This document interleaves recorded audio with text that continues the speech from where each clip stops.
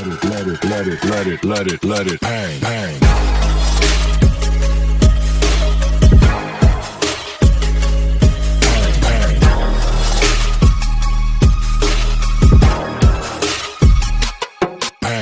All of you, myself Ravi Kumar. Basically, I belong to district Hathras, UP. Today, I want to introduce about the Akhil Bharatiya Yuva सोच charity foundation.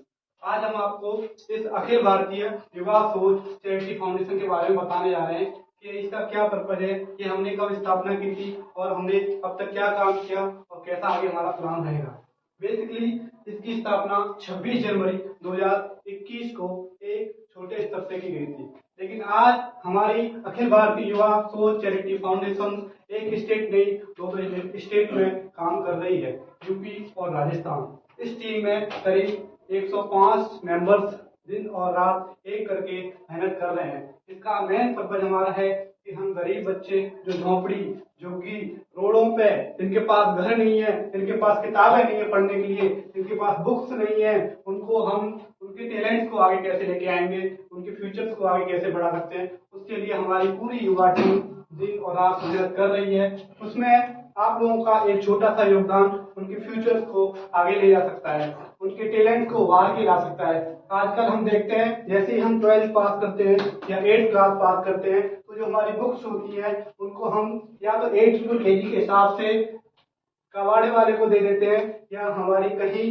Waste dustbin या waste चली जाती है.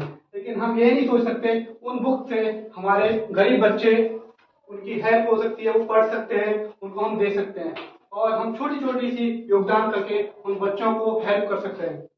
हम देखते हैं आजकल बच्चे पढ़ने के लिए बहुत उत्साहित रहते हैं, लेकिन उनकी फैमिली बैकग्राउंड अच्छा न होने के कारण वो आगे नहीं जा पा रहे हैं. तो उनके लिए हमारी अखिल भारतीय युवा सोच चैरिटी फाउंडेशन दिन और रात काम कर रही है. हमारा एक ही स्लोगन है, हम गरीबों के और हम हमारे गरीब. इसके ऊपर हम काम करेंगे और आगे भी करते रहेंगे. हमारी टीम ने बहुत सारी एक्टिविटी कराई आज तक, नई नई एक्टिविटी कराती है, मंथली वीकली.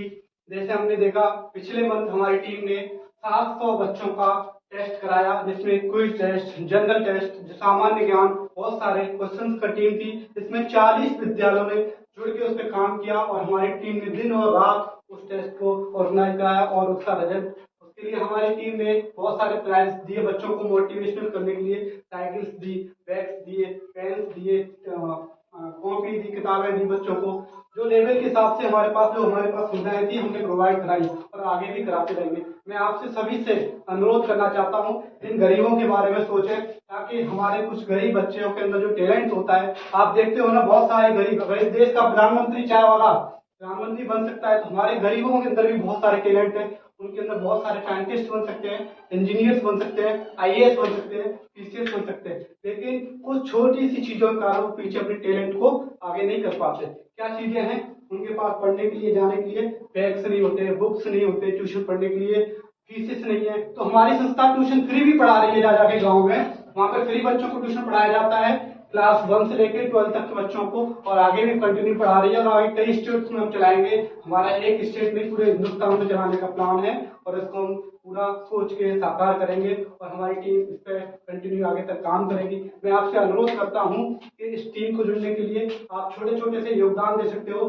जैसे कि आपके पास पड़ोसी क्षेत्र गांव में जो बच्चे होते हैं जो सहमत है देने में, जैसे बुक्स दे सकते हैं, पेंसिल दे सकते हैं, कॉपी दे सकते हैं, बैग्स दे सकते हैं. गरीब बच्चों को वो खुद जाकर हमारे फाउंडेशन में जमा कर सकते हैं, उनके नाम से अपनी शिल्प कटा सकते हैं, छोटे छोटे से योगदान दे सकते हैं, ताकि उन बच्चों का गरीब बच्चों का भविष्य बन सके. तो मैं आपसे अनुरोध करूंगा इस जागरूकता को, इसके बारे में ज्यादा बच्चों को जागरूक करें.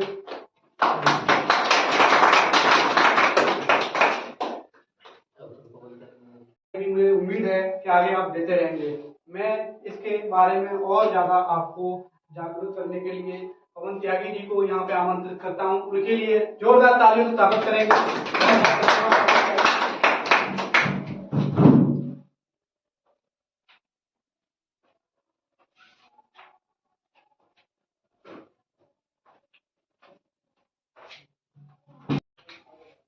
प्रवीण गौतम जी ने इस संस्था के बारे में बहुत जानकारी दी आप लोगों को, आप इससे अवगत हो चुके होंगे. मैं थोड़ा सा इसमें और इसके महत्वों के बारे में बताना चाहता हूँ। इस संस्था ने लोगों के लिए कौन कौन से और कार्य किए हैं। जैसे कि इस संस्था की शुरुआत में लोगों को पेन से जोड़ा, बच्चों को पेन से लिखने के बारे में सीख दी, पेन का महत्व समझाया।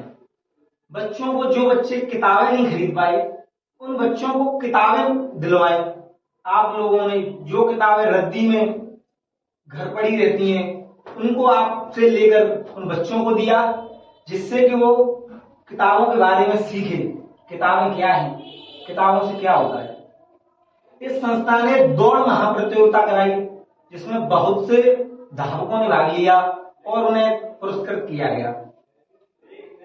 पर्यावरण के लिए भी संस्था ये काम करती है, जिसमें वृक्षारोपण किया गया है।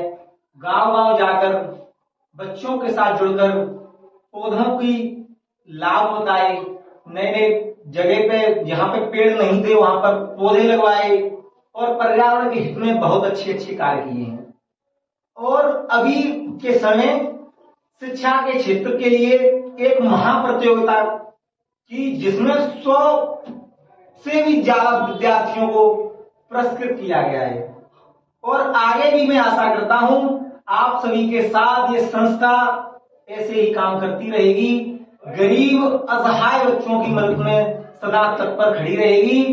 मैं अपनी वाणी को विराम देता हूं और आपसे एक विनम्र आग्रह निवेदन करता हूं कि आप सभी ऐसी संस्थाओं से जुड़कर, बिना संस्था के जुड़े भी आगे भविष्य के लिए अपने असहाय गरीब भाई बंधुओं के लिए काम करें। धन्यवाद।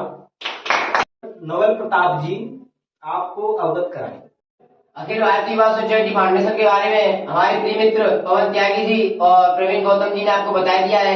आगे के प्रोग्राम 2023 के प्रोग्राम के बारे में आपको थोड़ा सा अवगत कराना चाहता हूँ। इसमें हमने अभी कुछ समय पहले 2022 में एक प्रतियोगिता कराई थी, जिसका नाम हमने महासामान्य ज्ञान प्रतियोगिता रखा था। उसमें 729 छात्रों ने भाग लिया था। उसमें हमारे फर्स्ट प्राइज पे रेंजर साइकिल थी। 6 से 8 का अलग लेवल रखा था हमने, 9 से 10 का अलग लेवल रखा था, 11 से 12 का अलग लेवल रखा था।